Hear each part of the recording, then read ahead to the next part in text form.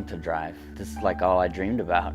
My dad raced sprint cars, my uncle raced sprint cars, so we raced Saturdays in El Paso every other weekend, and then on those off weekends we went to Albuquerque and ran ASC stuff.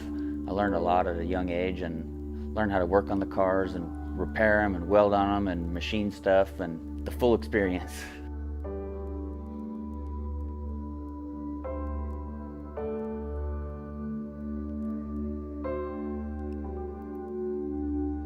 So I remember like the first time I cranked it, like the sound was so much different because I was always standing on the outside before. It was a little track in New Mexico, and shoot, I just put the gas down, man. I didn't know how to do anything else. You're driving a sprint car, you're supposed to hold it wide open, so I just put the throttle down, and it was really awesome, just that feeling, and that feeling it's never gone away. Like a sprint car is such an extraordinary vehicle. The way you sit and the way the headers are and everything, and it only has what it needs to go fast. There's nothing extra. You know, big tires, doesn't weigh very much, got a huge wing on top, you've got way too much horsepower. You know, at the end of the day it comes down to, is the car prepared correctly and can you drive the shit out of it?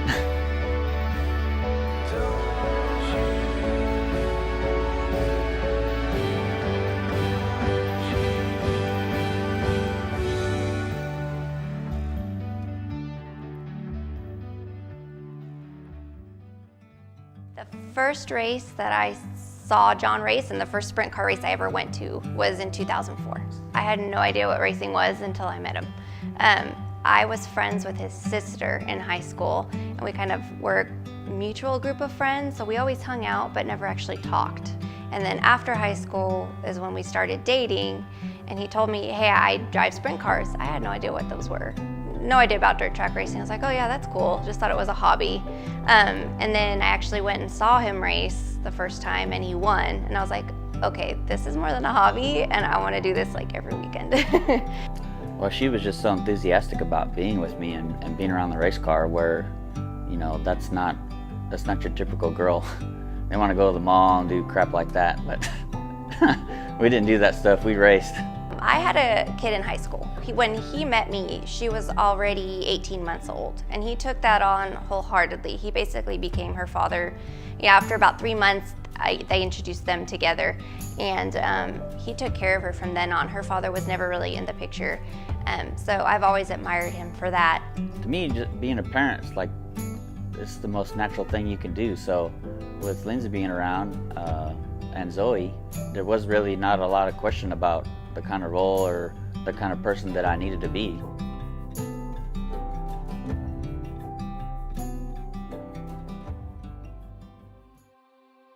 I was actually working for Avenger Chassis, building sprint cars, and really it was maybe the ultimate job at the time. But I just wanted to build myself up, be a better person, a better provider for my family. So I started a construction business. I was getting my business degree at the time, so I was kind of teaching him a little bit about the business stuff while I was learning it. And he was doing all the construction work himself. And he started off just doing a little bit of welding on cars, and then he'd start doing some stuff, subcontracting on buildings. And he got all the way up to where he built 3 or 4 buildings himself, all the steel framing on his own. We had about 4 or 5 employees. We were doing really well. We went to about 6 figures in the second year. And then it all went kaput during the recession. It was like the water faucet got shut off. Business turned into, it was just slow, hit and miss. Everybody was slow in El Paso. Everyone was hit with it. And really, it didn't add so much more pressure for me to try to like force the business to work or chase that. I actually sort of just buckled down and put a lot of focus back into racing. And when I did that, my racing really, it took off. It kind of showed me, like, you know, all the time and energy that I was putting into my business, if I just put that same effort into my racing and treated it like a business, that I could still provide for my family, and I get to race instead of shovel dirt or whatever.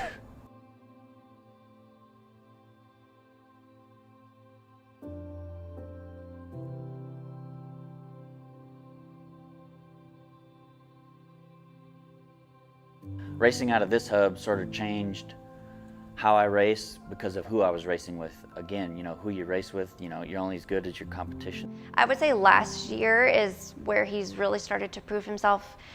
We did the 360 Knoxville Nationals. He made the A for that. He won 2 ASCS National Tour races, and they were pretty big races. One of them, he beat Sammy Swindell, who was in second, and that was a really big nail biter. I've always had a pretty decent percentage of showing up to race and winning. It's always been pretty good, so just figured like the more I race 360s, the more I could potentially win. So it just kind of worked out.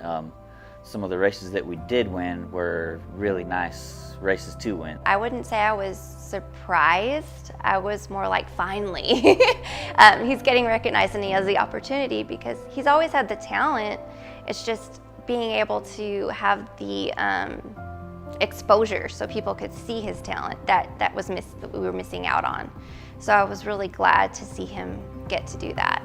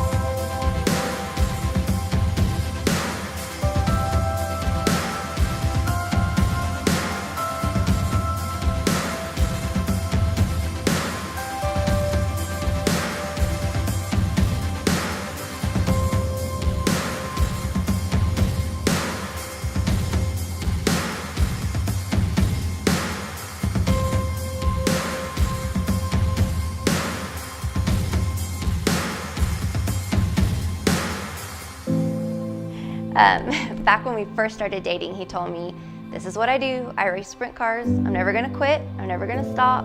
Don't ask me to. It's gonna take up a lot of my time. You either can take it or you can't. And I was like, I can totally take it. And so I've never ever asked him to stop. I've never considered it. I've never gotten angry with him for being gone. It's always been a mutual understanding that that's what's gonna happen. And my whole philosophy of marriage is you come together to build each other up. So his dream is to be a sprint car driver. His ultimate dream is World of Outlaws. That's what he wants to do. So my job as his wife is to help him get there in any way possible.